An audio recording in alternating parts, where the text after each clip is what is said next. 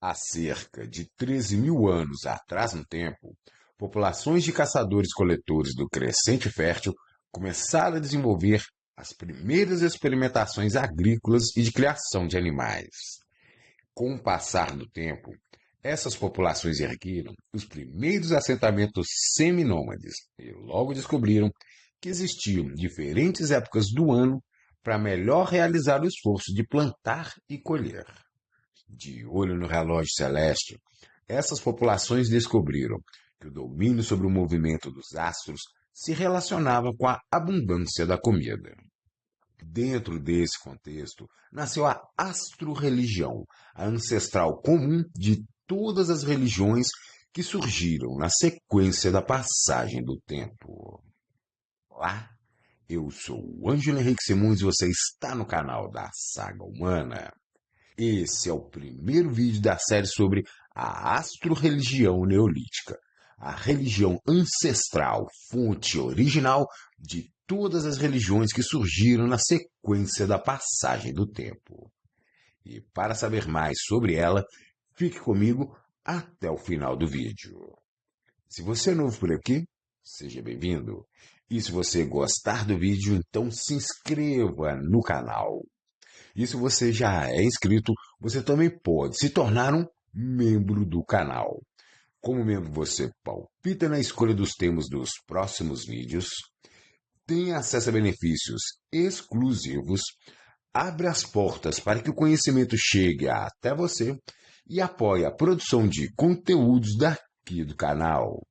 E se você gostar desse vídeo, saiba que tem mais conteúdos como esse no meu livro, A Saga Humana, cuja leitura amplia e complementa o conteúdo dos vídeos que você assiste aqui no canal.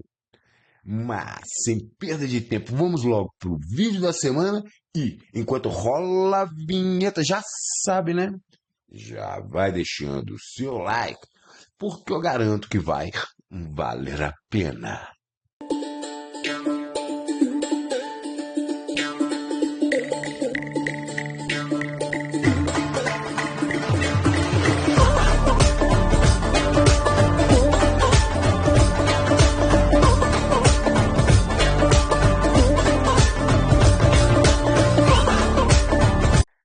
Observação celeste na aurora dos tempos.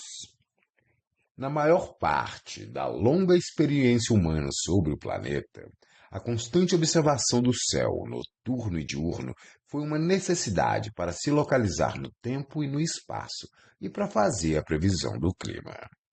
Desde os tempos do surgimento dos primeiros seres humanos, o céu era como um grande relógio natural. O céu noturno era o teto, em forma de cúpula, durante as noites de céu limpo e de clima agradável, nas quais o homem primitivo dormia sob as estrelas. Entre os antigos grupos nômades, a visão do céu aberto devia inspirar um sentimento misto de admiração e mistério. Durante longos milênios, os grupos de caçadores-coletores se acostumaram a observar o movimento dos corpos celestes. E enquanto observavam o firmamento, eles eventualmente se deparavam com o céu escuro sendo cortado por luzes que cruzavam os céus em grande velocidade, antes de se apagarem poucos segundos após serem avistadas. Outras vezes, essas luzes que cruzavam o céu eram lentas e perduravam por algumas noites em sequência, seguidas por uma impressionante cauda que se estendia no sentido contrário ao seu movimento. Após algumas noites, essas luzes misteriosas simplesmente desapareciam, o que devia aumentar o ar de mistério dos céus noturnos, uma vez que nossos ancestrais desconheciam a natureza das estrelas cadentes e dos cometas. Mas muito antes do céu noturno tornar-se um ambiente de cometas, planetas e galáxias, ele era o reino de criaturas misteriosas, e de bons e de maus agouros. É de se supor que os povos nômades que viviam da coleta de alimentos silvestres e da caça de diferentes tipos de presas, além de bons exploradores, fossem também grandes observadores do céu noturno. A imponente visão do firmamento era visto como um lugar onde viviam criaturas místicas. Um canto escuro do céu poderia ser a morada de poderosas criaturas más, enquanto a faixa luminosa da Via Láctea poderia ser interpretada como a morada de criaturas boas. Dessa atenta observação, devem ter aprendido que as estrelas cadentes são 2 vezes mais frequentes logo antes ao nascer do Sol, pela manhã, do que no período que se segue logo após o pôr do Sol, no início da noite. Da mesma forma, eles devem ter percebido que a Lua, o objeto mais luminoso dos céus noturnos, nascia e se punha cerca de 50 minutos mais tarde a cada dia. Adicionalmente, eles também eventualmente acabaram percebendo que o Sol, a Lua e alguns pontos brilhantes que atualmente chamamos de planetas cruzavam os céus de leste a oeste, dentro de uma mesma faixa. Mas, se algum fenômeno diferente fosse visto no firmamento, devia ser objeto de grande apreensão. Os meteoros geralmente se desintegram na atmosfera terrestre antes de atingirem o solo, enquanto são atraídos pela força da gravidade terrestre. E entre aqueles que não se desintegram durante a entrada na atmosfera, a maior parte atinge o mar ao colidir com a Terra, mas uma quantidade menor deles atinge terra firme. Em qualquer que fosse o caso, de queda ou desintegração na atmosfera, o espetáculo poderia também ser acompanhado de uma ensurdecedora explosão. Quando atinge o solo, o meteoro passa a ser chamado meteorito, o qual geralmente assume a forma de um pedaço de rocha negra. Dessa forma, uma brilhante pedra caída dos céus, acompanhada de um forte estrondo, só podia mesmo ser interpretada como manifestação direta de misteriosas criaturas celestes. É de se supor que, para esses antigos humanos nômades, encontrar uma dessas pedras que caíam do céu, a morada de seres enigmáticos, deveria ser objeto de extrema perplexidade. Em diferentes épocas e em diferentes regiões, a visão de estrelas cadentes e cometas deve ter variado entre sinal de sorte e de azar. Mas o fato é que, por meio da contínua observação do movimento dos corpos celestes, com o passar dos milênios, alguns indivíduos começaram a compreender a ciclicidade dos movimentos do Sol, da Lua, dos planetas visíveis a olho nu e das constelações. E antes que a última glaciação chegasse ao fim, essa progressiva compreensão sobre a mecânica celeste acabou sendo registrada em algumas pinturas rupestres, como foi o caso da caverna de Lascaux, na França.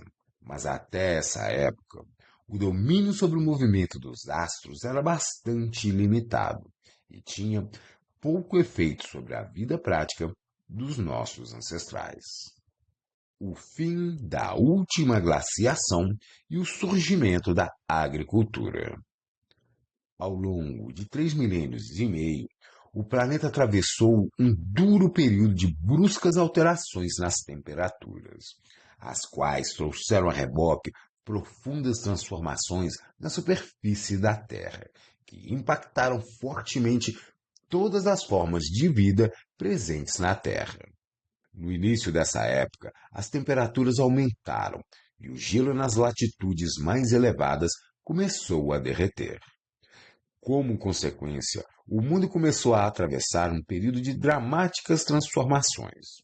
Ao que tudo indica, por volta de 10.700 AEC, um cometa colidiu com a atmosfera da Terra, onde ele se espatifou, fato que intensificou os eventos globais associados ao fim do último período glacial. Como resultado, ocorreram transformações irremediáveis nos ecossistemas ao redor do mundo, e um dramático aumento no nível dos oceanos foi verificado.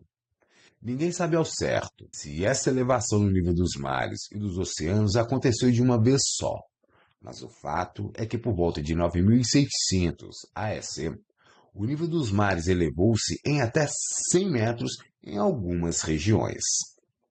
Grandes rios se formaram, desertos surgiram, florestas desapareceram e os animais de grande porte foram gradativamente sumindo até que entraram em extinção em todos os continentes.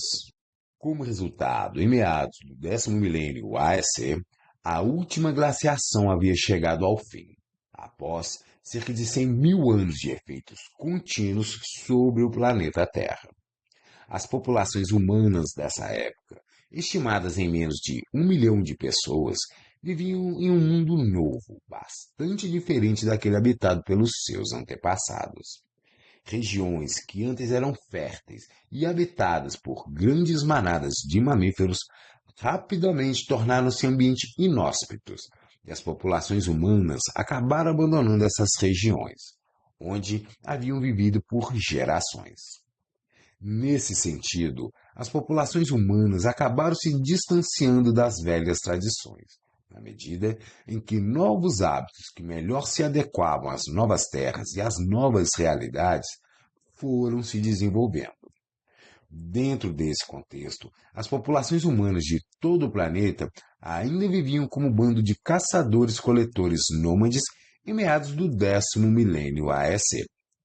Mas nas regiões mais ao norte do Crescente Fértil, grupos humanos começaram a desenvolver as primeiras experiências com a domesticação de plantas e de animais. Por volta de 9500 AEC, as populações humanas assentadas na região estavam lentamente passando do antigo estilo de vida sedentário para um outro, seminômade, quando os primeiros assentamentos permanentes começaram a surgir na região. Nessa época, nos assentamentos da região já estavam sendo cultivados principalmente centeio, trigo e cevada, além de lentilhas, amêndoas e pistache. Os rebanhos domesticados eram quase todos de ovelhas e cabras, mas também existiam criações de porcos e de gado. Mas a principal fonte de alimentação ainda era baseada em atividades de caça e pesca, as quais eram suplementadas pelas atividades de coleta na natureza e pelos primeiros cultivos agrícolas produzidos nos assentamentos. Os cães também já haviam sido domesticados, e eles eram frequentemente encontrados na companhia de grupos humanos, principalmente durante atividades de caça, mas também perambulando pelos assentamentos. Essas populações humanas ainda levavam um estilo de vida seminômade, mudando-se regularmente de acordo com o ciclo das estações, as quais determinavam quais opções de caça e de coleta poderiam ser encontradas em diferentes regiões de acordo com cada época do ano. Dessa forma, alguns locais de acampamentos temporários desses grupos acabaram evoluindo e se transformando nos primeiros assentamentos humanos, os quais ainda não eram efetivamente sedentários, embora estivessem se tornando cada vez mais permanentes, em função do progressivo domínio das inovadoras práticas agrícolas e de criação de animais. A vida dessas populações já apresentava alguma organização comunitária, o que incluía a divisão do trabalho entre homens e mulheres e uma liderança exercida pelos mais velhos. As populações desses assentamentos ainda manifestavam religiosidade por meio de práticas xamânicas, as quais, embora fossem bastante diferentes em cada comunidade, consistiam basicamente de um contato direto do homem com a natureza. Havia também algum intercâmbio de mercadorias e de ideias entre os assentamentos, uma vez que entre as populações da região se falava uma língua comum, que alguns modelos linguísticos chamam de nostrático. Alguns habitantes desses primeiros assentamentos humanos parecem ter percebido que quando as atividades de capinar, cavar e semear a terra eram realizadas em determinadas épocas, quando certas estrelas estavam em evidências nos céus noturnos, a colheita costumava ser mais farta. Por outro lado, eles também devem ter percebido que se o árduo trabalho de preparar a terra fosse feito em uma época na qual estrelas diferentes ficavam em evidência, o esforço era recompensado com menos fartura. Nessas primeiras comunidades agrícolas, os homens se envolviam principalmente com atividades mais afastadas dos assentamentos, tais como a caça, a pesca ou a extração de madeiras. E as mulheres ficavam envolvidas com atividades mais próximas ao núcleo das comunidades, tais como o cuidado dos filhos, o preparo dos alimentos e a coleta de frutos silvestres. Por isso mesmo, acredita-se que as mulheres estejam intimamente ligadas com o início dos primeiros passos do desenvolvimento da agricultura. Passando mais tempo dentro dos assentamentos preparando alimentos, elas devem ter sido as primeiras a perceber que as sementes que caíam no solo ao redor das comunidades em determinadas épocas do ano brotavam dentro de um tempo regular, quando então elas eram colhidas. Ao que tudo indica, as primeiras atividades agrícolas haviam começado com grupos de caçadores-coletores recolhendo grãos e levando-os de volta para os acampamentos, quando algumas sementes inevitavelmente caíam no chão durante esse deslocamento. Quando esses grupos voltavam ao mesmo acampamento no ano seguinte, as sementes caídas no ano anterior teriam crescido ao redor do acampamento e elas seriam novamente coletadas, quando novas sementes cairiam e o ciclo se repetiria, com cada vez mais grãos envolvidos. E na medida em que uma quantidade cada vez maior de cereais crescia ao redor do assentamento, mais pessoas da comunidade tinham que ficar uma quantidade de tempo maior colhendo os frutos, de forma que essas populações foram lentamente progredindo de um estilo de vida nômade para outro seminômade. Foi quando algumas pessoas mais atentas parecem ter começado a perceber que se as sementes começassem a germinar quando uma determinada constelação estivesse em evidência nos céus noturnos, a fartura tenderia a ser maior e os alimentos de melhor qualidade, se fossem colhidos numa época em que outra determinada constelação despontasse. Mas o esforço cada vez maior para manter uma rotina de trabalho que envolvia uma sequência de atividades extenuantes de cultivo da terra era grande. Havia hora certa para capinar, cavar e semear o solo. Se tudo não fosse realizado na hora certa, a oportunidade poderia ser perdida. Era necessário ter disciplina na execução das tarefas, e isso talvez os deuses pudessem ensinar a essas populações, as quais deveriam se orientar por meio de um grande relógio celeste, o qual marcava a hora certa regulada pelos deuses. Dentro desse amplo contexto, a astro-religião, a mais antiga forma de religião estruturada que o registro arqueológico conhece, começou a surgir como um canal usado pelos nossos ancestrais para conseguirem, junto às hierarquias celestes, períodos de fartura e abundância para suas colheitas e rebanhos. O surgimento da astro-religião. Göbekli Tepe foi um notável assentamento de cultura neolítica e de construção megalítica, constituído por um conjunto de templos de astroobservação, que começaram a ser erguidos em algum momento próximo a 9500 AEC, o que o situa numa época imediatamente posterior à elevação do nível dos mares, decorrente do fim da última glaciação. Até onde se sabe, foi em Göbekli Tepe que, pela primeira vez, populações humanas começaram a se organizar dentro de um padrão astro-religioso, o qual, na sequência da passagem dos milênios, daria origem às religiões politeístas da Idade dos Metais que surgiriam na Mesopotâmia, no Vale do Danúbio, no Vale do Nilo, no Vale do Indo, nas geladas estepes da Eurásia, no entorno do Mar Egeu e em diversas outras regiões da Afro-Eurásia. Sob a perspectiva antropológica e arqueológica, Göbekli Tepe é frequentemente apontado pelos especialistas como o local onde a astro-religião nasceu, e, por consequência, onde os primeiros deuses foram adorados. Nesse ponto da nossa pré-história, a figura divina surge pela primeira vez, o que faz da astro-religião a primeira religião teísta, ou seja, a primeira religião que introduziu a crença em um Deus. Se antes os xamãs se comunicavam com os entes da natureza, com os espíritos da floresta ou com antigos ancestrais falecidos, agora os sacerdotes da astro-religião se conectavam diretamente com os grandes deuses celestes. E na medida em que esse contato foi se aperfeiçoando, a fartura começou a chegar a reboque. E quanto mais foi ficando claro que a sabedoria celeste transmitida pelos deuses do firmamento se traduzia em abundância de comida, a liderança exercida pelos sacerdotes foi ganhando importância, e o conhecimento astro-religioso e agrícola foi se fortalecendo.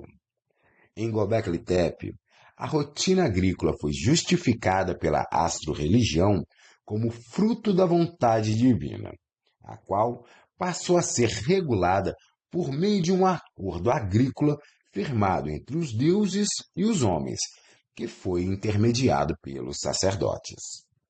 Nesse acordo, era previsto que os homens fizessem a sua parte, e, em resposta, os deuses os recompensariam com períodos de fartura e abundância.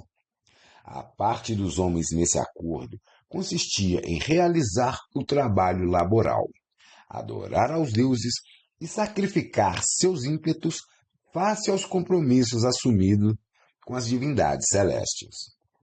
Na contrapartida de um bom desempenho da parte que lhes cabia, os homens seriam recompensados com seus pedidos de abundância, fartura e outras demandas sendo atendidos pelos deuses.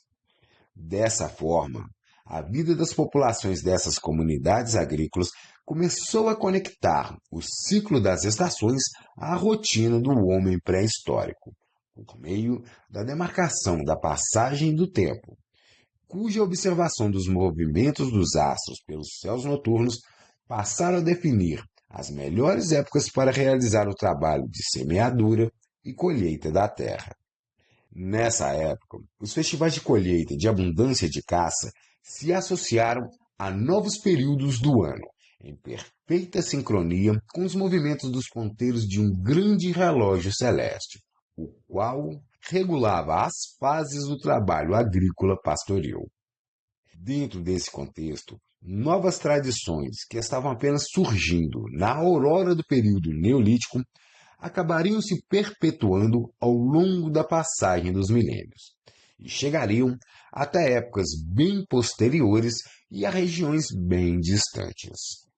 Em Stonehenge, por exemplo, verifica-se a presença dos mesmos padrões astro-religiosos presentes em Göbekli Tepe, os quais se revelam por meio de uma arquitetura megalítica que guarda um sofisticado conhecimento de astronomia, de matemática, de geometria e de mecânica celeste, cuja origem remonta aos primeiros agricultores neolíticos do Oriente Médio.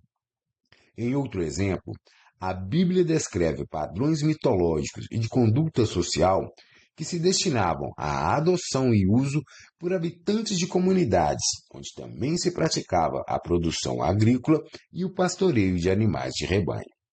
Da mesma forma, os posteriores povos celtas e germânicos da Europa também prosseguiram com esses mesmos padrões astro-religiosos, até que o cristianismo avançasse sobre eles.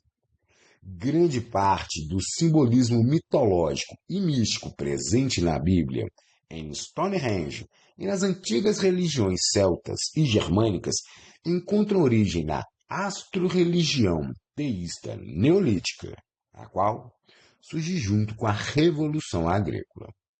Mas em meados do 10º milênio AEC, logo na sequência da elevação dos níveis dos mares, os sacerdotes ainda estavam tentando primeiro aprender, para depois ensinar, como sincronizar a rotina agrícola pastoril com as melhores épocas do ano para desenvolver as atividades agrícolas e de criação de animais, a fim de que os melhores resultados pudessem ser obtidos. O Sol tinha sido o primeiro marcador celeste dominado pelos nossos ancestrais, ainda no período paleolítico, e nos primeiros assentamentos neolíticos, sua sombra passou a marcar a passagem dos dias, das semanas e dos meses. Dessa forma, surgiram a marcação dos pontos astronômicos fundamentais, 2 solstícios e 2 equinócios.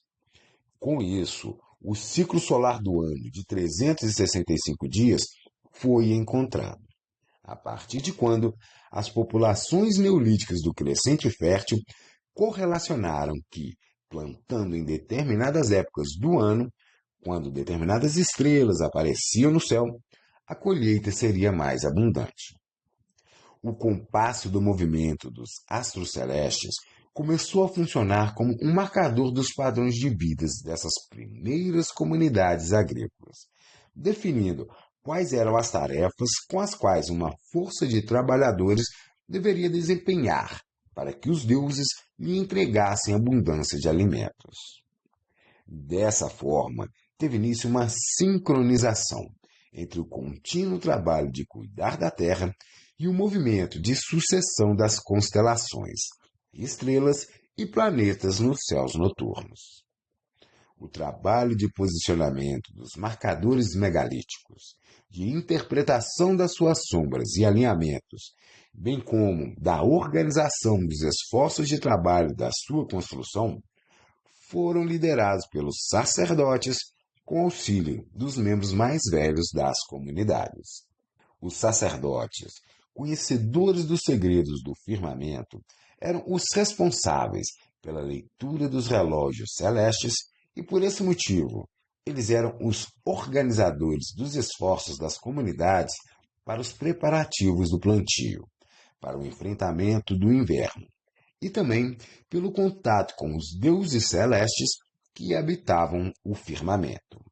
E o simbolismo utilizado pelos sacerdotes para nomear e qualificar as estrelas, as constelações e outros corpos celestes aludia a aspectos e elementos da vida agrícola e pastoral daquela população. Mas isso